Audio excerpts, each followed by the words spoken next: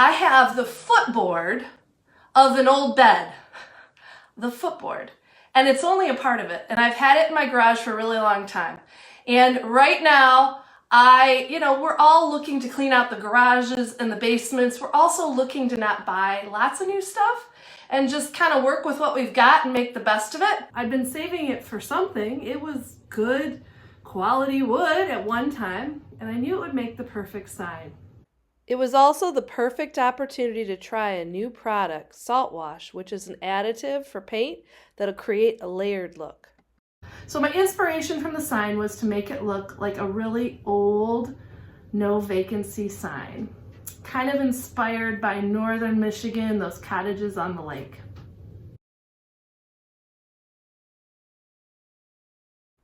To get started, I mixed up some milk paint that I had laying around. It's not really my favorite stuff, but any paint will work with Saltwash, so why not use it up?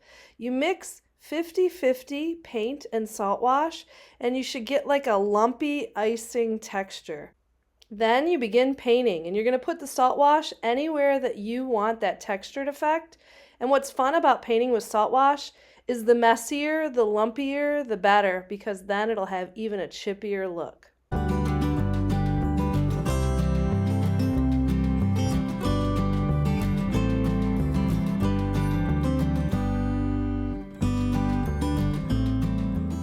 Now for the top coat. I'm using my good paint here. This is DIY paint. It's an all-natural clay-based paint that I sell on my website. The link for my shop is below. It is non-toxic and just the best stuff. This color is Aviary. I'm also using one of my favorite brushes. This is the Paint Pixie Dusty Brush. It is just fabulous for covering huge surfaces nice and quick. I also sell these on my website.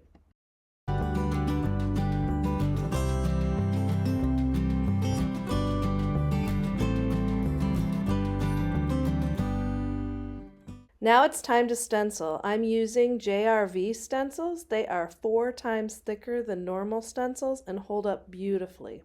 When you stencil, you don't need much paint. I recommend taping down your stencils so they don't move on you.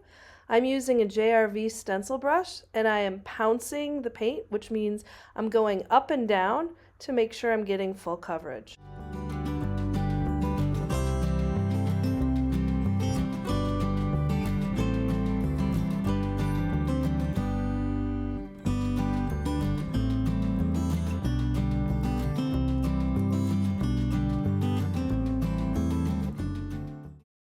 The next step I'm doing is I'm filling in the gaps between the stencil letters. I know some people don't do this, but since this sign is for me, I'm filling them in. Do you do the same? Comment below.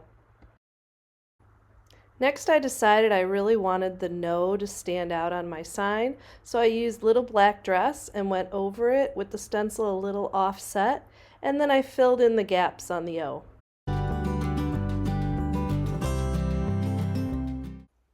Look how the DIY paint looks over the Saltwash. Now it's time for the fun part. Here is my no vacancy sign, and it is ready to be distressed. I am using my favorite tool, which is my orbital sander that I got at Harbor Freight. I'm using a 220 grit sandpaper, and I am just distressing, and this is when the magic happens, and it really looks like an old chippy sign. While sanding, do it as much or as little as you want. It's really up to you. Here it is after sanding. I love how the Saltwash got me the chippy old painted sign look that I was going for. I need to apply a top coat to seal my sign. Since I'm putting the sign in a covered porch, I'm using DIY Big Top, which is a non-yellowing, all-natural top coat. Just apply 2 coats and it is good to go. I love how my chippy no vacancy sign turned out. It's perfect for my porch. Do you have an old board of wood that you could transform into an old chippy sign? Thank you so much for watching this video. Hopefully I've inspired you to check out your garage and all your little hidey holes and see what you can do with all of those treasures you've been keeping. Don't forget to salvage, repurpose, and create. If you liked this video, please click like and subscribe. Thank you so much.